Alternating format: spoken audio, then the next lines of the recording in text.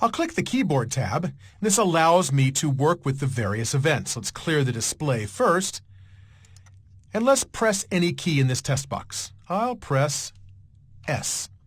And you can see here that the various events tell us. The key down says you pressed S, its key value is 83, and no shift keys were set.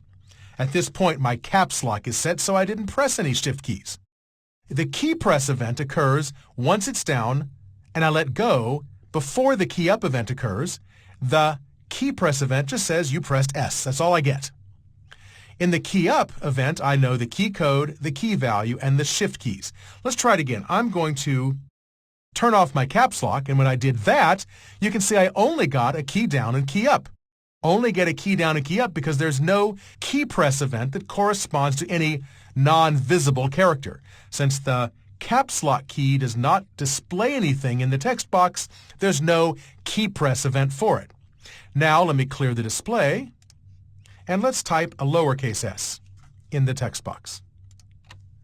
Here you can see that the key code was S, the key value is still 83, and no shift keys. The key press knows I pressed a lowercase s. Let's try it once again. I'll press Shift S.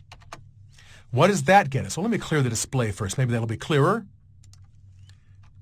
Shift S. We get the shift key. The key value is 16, and the shift state was the shift was down. I get a key down for the S with key value of 83 still, and the shift state in this case was shift was pressed. The key press just tells me it's an S. That's all it cares about. The key up says you pressed S, key value of 83, the shift key was down. Key up again now lets go of the shift key, and you can see at the end of this, no keys were pressed. You can have all sorts of fun playing with this. I'll type the control key. There we get control. How about the escape key? There we get the escape key. Escape key does actually have a key press event associated with it. Let's try left. The left arrow only has key down, key up, right, down, and you can see all the information about those keys appear here in this list box. Let's try some other things. Let's have code that reacts to the key press and changes the key. I'll type a lowercase a, but it converts it to uppercase A as I type it. We'll see the code and how that works in a moment. And here, I'm going to use the arrow keys. I'm using the up and down arrow keys, and I've got this hooked up so the up key moves us up a day and a year, I'm not sure why. And the right arrow moves us to the left or the right. I'm using right and now left. Left goes to the first day of the month. Right goes to the last day in the month.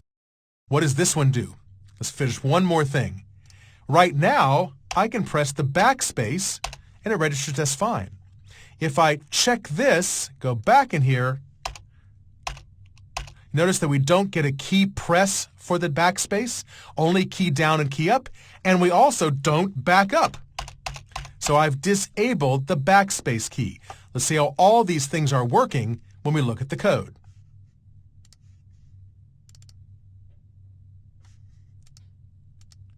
Here, for this text box, I have hooked up the key down, key press, and key up event handlers. You can see that for each one of these, we can display the key code, the key value, and the modifiers. That tells us the state of the shift keys. Let's go back here. For the key press event, all I have is the key character that's interesting. If I type E dot, you can see that we have a handled property and a key care property. We'll look at handled in just a moment. How about this checkbox? What does it do? When I check it, this is interesting. If it's checked, we set the key preview property of the form to be true. What that does is tell the form that we want it to handle keystrokes before the associated controls. By setting key preview to true, we can then have the form's key press event handler handle this key press.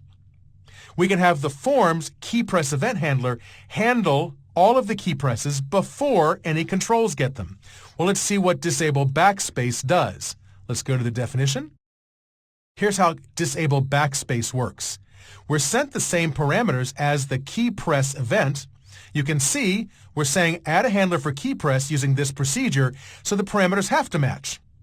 Here, we can say if the key character is character 8, that is a backspace, I just happen to know that, we want to do nothing at all. That is, tell the .NET Framework that we have handled the key press. This just silently eats the key press, so it does nothing at all. You can use the same technique to absorb any keystroke. For example, if you want to disallow a space within your text, just have it check for space and set the handled property to true, and you would disallow spaces in your text boxes. Let's go back over here and look at this example, which has its key press event handled.